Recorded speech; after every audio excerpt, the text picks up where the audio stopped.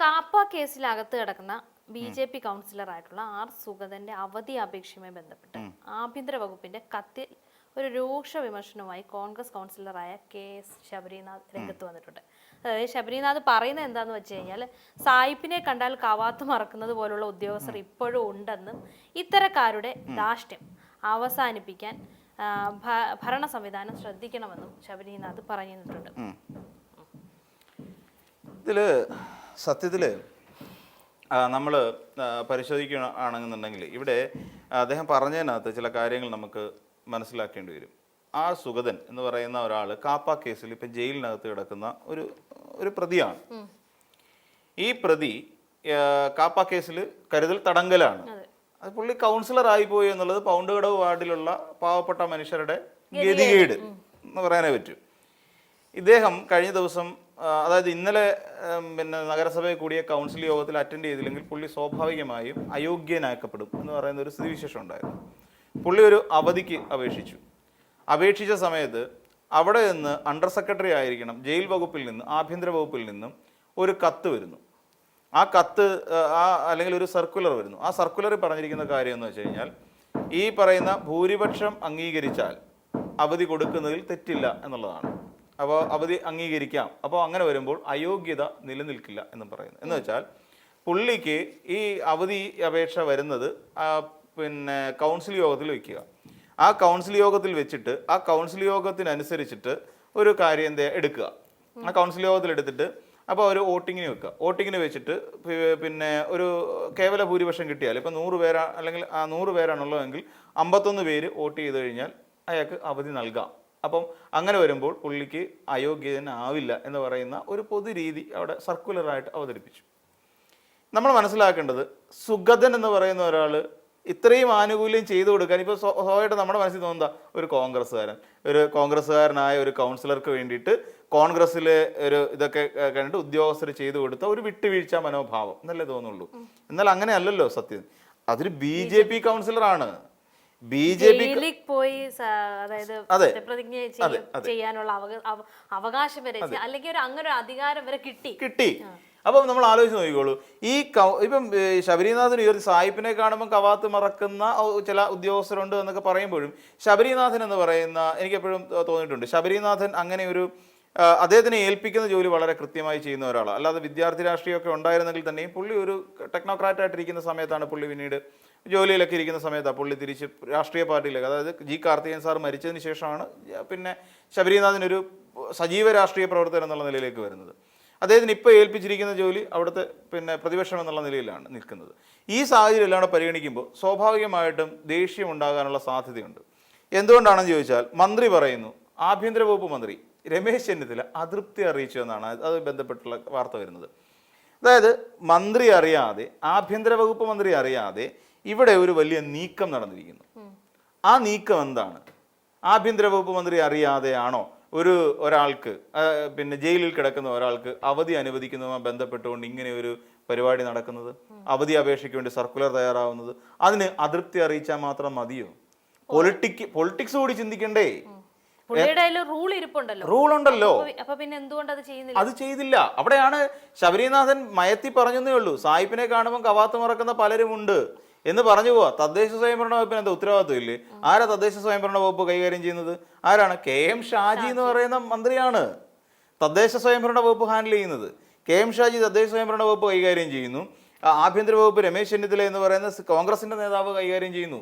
എവിടെയാണ്, അല്ലെങ്കിൽ എന്താണ് ഇതിന്റെ അടിസ്ഥാനം?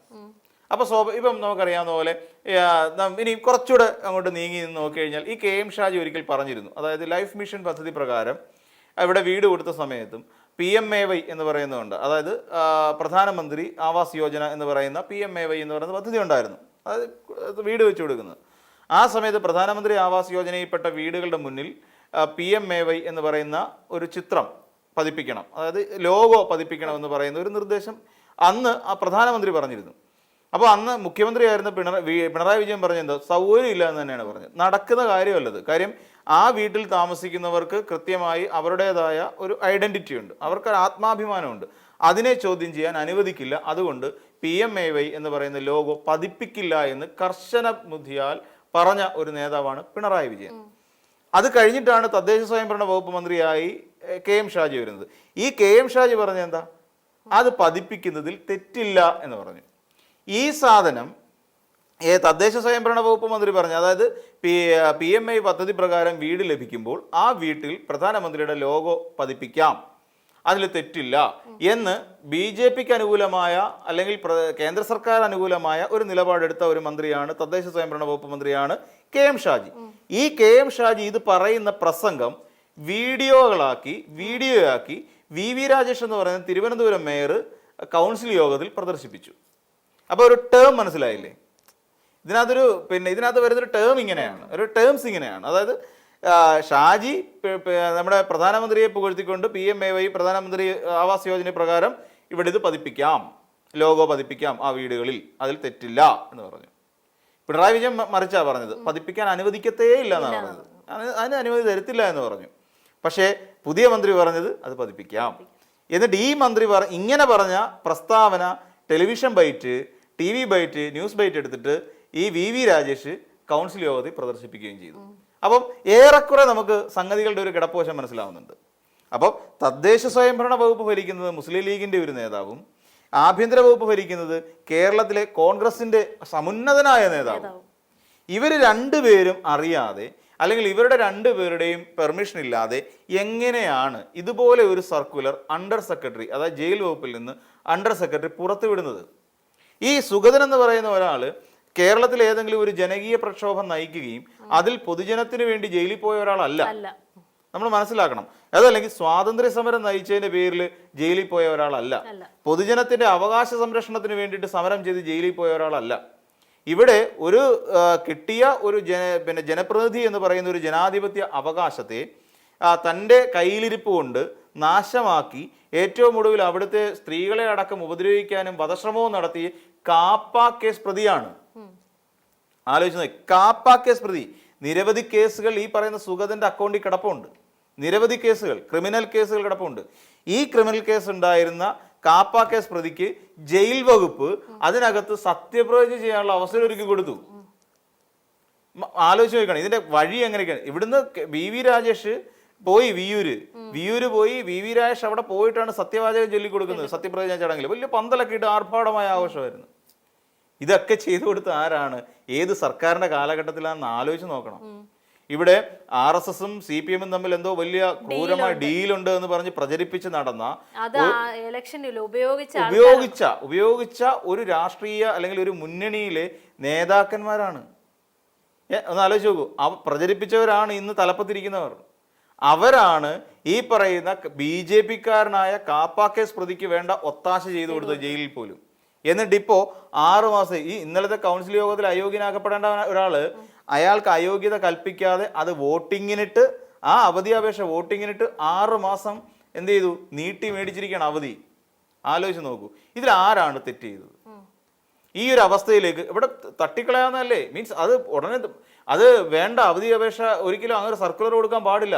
എന്നിട്ട് ഈ ആഭ്യന്തര വകുപ്പ് മന്ത്രി എന്താ പറയുക, ഞാൻ അതൃപ്തി പ്രകടിപ്പിച്ചു എന്ന് പറഞ്ഞാൽ തീരുന്നതാണോ? ഇത് തീരുന്നതാണോ? അതുകൊണ്ടാണ് ശബരിനാഥൻ പറയുന്നത് മുന്നണി ബന്ധത്തെ തകർക്കുന്ന ഒന്നാണ്, രാഷ്ട്രീയ സമവാക്യങ്ങളെ തകർക്കുന്ന ഒന്നാണ്. കാര്യം ശബരിനാഥൻ ഇവർ തമ്മിൽ നടക്കുന്ന ഉള്ളുകളികളെ കുറിച്ചും ശബരിനാഥന് വലിയ ബോധമില്ല എന്ന് പറഞ്ഞാൽ ശബരിനാഥൻ അദ്ദേഹം ഏത് പാർട്ടിയിലാണ്? കോൺഗ്രസ് പാർട്ടിയിലാണ്. ആ കോൺഗ്രസ് പാർട്ടിയുമായി ചേർന്ന് നിന്നുകൊണ്ട് അതിന്റെ പോളിസികൾ അംഗീകരിച്ചുകൊണ്ട് മുന്നോട്ട് പോകുന്ന ഒരാളാണ് ശബരിനാഥൻ. അപ്പോൾ അതുകൊണ്ട് തന്നെ ശബരിനാഥനെ സംബന്ധിച്ചിടത്തോളം ഈ നേരും നെറിയുള്ള ഒരു നേതാവാണ് ശബരിനാഥൻ. അല്ലാന്ന് നമുക്ക് പറയില്ല, നേരും നെറിയുള്ള ഒരു നേതാവാണ് ശബരിനാഥൻ. പുതിയൊരു ആരോപണം വന്നിട്ടുണ്ട്. അത് ആരോപണമായിട്ടാണോ ഇനി അല്ല എന്നത്തെ വസ്തുതയുണ്ടോ എന്നറിയില്ല. എങ്ങനെയാണ് വട്ടിയൂർക്കാവിൽ K മുരളീധരൻ ജയിച്ചത് എന്ന് പറഞ്ഞുകൊണ്ട് അവിടെ ഒരു വലിയ ചർച്ച നടക്കുന്നുണ്ട്. അവിടുത്തെ RSSും BJPക്കാർ അവിടുത്തെ ശ്രീലേഖയെ തോൽപ്പിക്കാൻ വേണ്ടിയിട്ട് K മുരളീധരൻ നോട്ട് മറിച്ചു കൊടുത്തു എന്ന് പറയുന്ന വേറൊരു ആരോപണം വട്ടിയൂർക്കാവിൽ നിലനിൽക്കുന്നുണ്ട് അല്ലേ? അതുകൊണ്ടാണ് ശ്രീലേഖ തോറ്റുപോയത്. അപ്പൊ അവിടെ അങ്ങനെ ഒരു കളി ഇവിടെ കളിച്ചിട്ടുണ്ട് എന്ന് പറയുന്ന വലിയൊരു ആരോപണം വേറെ നിലനിൽക്കുന്നുണ്ട്.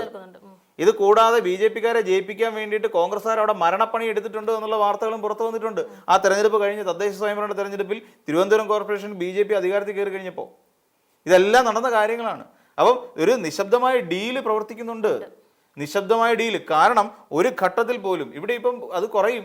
അത് തന്നെയല്ല, ഈ 51-ാമൻ എന്ന് പറഞ്ഞ സുധീഷ് എന്ന് പറയുന്ന ഒരു കോൺഗ്രസിന്റെ വിമതനാണ് ഈ വോട്ട് ചെയ്തിരിക്കുന്ന ഒരാൾ. വ്യക്തിപരമായ അടുപ്പമുണ്ട്. ശരി, ആയിക്കോട്ടെ. വ്യക്തിപരമായ അടുപ്പമാണോ രാഷ്ട്രീയം? ഈ പറയുന്ന പിണറായി വിജയനും സുധാകരനും തമ്മിൽ അടുപ്പം ഉണ്ടാവും എന്ന് പറയുന്നുണ്ട്. സുധാകരൻ പിണറായി വിജയൻ വോട്ട് ചെയ്യൂ? വോട്ട് ചെയ്തില്ലല്ലോ, ഒരിക്കലും വോട്ട് ചെയ്യില്ല. കാരണം എന്താ? വ്യക്തികൾ തമ്മിലുള്ള അടുപ്പമല്ല, രാഷ്ട്രീയം തന്നെയാണ്. വ്യക്തിബന്ധങ്ങളൊക്കെ പലപ്പോഴും ഉണ്ടാവും. ഈ പറയുന്ന പോലെ രാഷ്ട്രീയക്കാർ തമ്മിൽ വ്യക്തിബന്ധം പുലർത്തുന്നവർ തന്നെയാണ് എല്ലാവരും. ഈ പറയുന്ന പിണറായി വിജയനാണെങ്കിലും വി ഡി സതീശനാണെങ്കിലും അന്യോന്യം കണ്ടു കഴിഞ്ഞാൽ കെട്ടിപ്പിടിക്കുന്നവർ തന്നെയാണ്. പക്ഷേ അവിടെ എന്താണ് പ്രവർത്തിക്കുന്നത്? അവിടെ പൊളിറ്റിക്സ് ആണ്. അവിടെ പൊളിറ്റിക്സിനെ നയിക്കുന്ന ആശയങ്ങളാണ്. ആശയങ്ങൾ തമ്മിലാണ് വരേണ്ടത്. ഈ ആശയങ്ങൾ ഒരുമിച്ച് വരുമ്പോഴാണ് പ്രശ്നം ഉണ്ടാകുന്നത്. അതിനെയാണ് ഒത്തുകളി എന്ന് പറയുന്നത്. ഈ ഒത്തുകളിയാണ് ശരിക്കും തിരുവനന്തപുരം നഗരസഭയുമായി ബന്ധപ്പെട്ടുകൊണ്ട് ഈ പറയുന്ന പൗണ്ട് കടവ് വാർഡ് ആർ സുഗതനെ ഇനി 6 മാസം അവധിക്ക് അനുമതി കിട്ടിയത്. ഇതിന് ഏറ്റവും പ്രധാനപ്പെട്ട കാരണം, അതിന് തൻ്റെ ഇടമുള്ള ഒരാളാണെങ്കിൽ ഈ രമേശ് ചെന്നിത്തല നടപടിയെടുക്കണം. നടപടിയെടുത്തിട്ട് അവരെ പടിയടച്ച് പിണ്ണം വെക്കണം. അതാണ് രമേശ് ചെന്നിത്തല ചെയ്യേണ്ടത്. എന്താ ഇപ്പോൾ രമേശ് ചെന്നിത്തല അഴവഴമ സമീപനം സ്വീകരിക്കുന്നത്? അതാണോ വേണ്ടത്? കുറ്റകരമായ അനാസ്ഥയല്ലേ? ആ ഒരു സീറ്റ് പോയാൽ ഭരണം അസ്ഥിരപ്പെടും. തിരുവനന്തപുരം കോർപ്പറേഷന്റെ BJPയുടെ കയ്യിൽ നിന്ന് പോകുന്ന നിലപാടുണ്ടാവും. മനസ്സിലായില്ലേ? ആ വാർഡ് വീണ്ടും തെരഞ്ഞെടുപ്പ് വരും. കയ്യിൽ നിന്ന് പോയി കഴിഞ്ഞാൽ ഇവിടെ പിന്നെ അടുത്ത ഭരണം കോൺഗ്രസിലേക്ക് വരും. അപ്പം ഇത് സ്വാഭാവികമായിട്ടും നമ്മൾ ചിന്തിച്ചാൽ ഇത് ഒത്തുകളിയുടെ ഭാഗം തന്നെയാണ്, അല്ലാതെ വേറെ ഒന്നും ചിന്തിക്കാൻ പറ്റില്ല. ഒത്തുകളി തന്നെയാണ് ഇപ്പോൾ നടന്നുകൊണ്ടിരിക്കുന്നത്. അപ്പം അതുകൊണ്ട് തന്നെയാണ് പിന്നെ ശബരിനാഥന് ഈ രീതിയിൽ സായിപ്പിനെ കാണുമ്പം കവാത്ത് മറക്കുന്ന പലരും ഉണ്ട് എന്ന് അദ്ദേഹം ഈ രീതിയിൽ പ്രതികരിക്കേണ്ടി വന്നതെന്നാണ് എനിക്ക് തോന്നുന്നത്.